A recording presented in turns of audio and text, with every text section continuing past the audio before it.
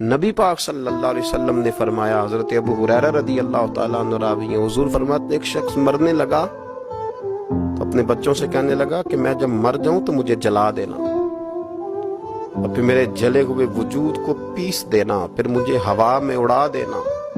حضور فرماتے ہیں، بخاری میں موجود ہے، اس کے بچوں نے اسی طرح کیا، اس کے مرنے کے بعد اسے جلایا، ہوا میں اڑا دیا۔ اللہ کے محبوب فرماتے ہیں رب کریم نے حکم دیا زمین کو کہ اس کے ذرات کو جمع کرو، زمین نے ذرے جمع کیے، خدا نے حکم دیا تو اس کا وجود پھر سے اسی شکل میں آیا، تو رب کریم نے فرمایا یہ جو تو نے وصیت کی تو کیوں کی؟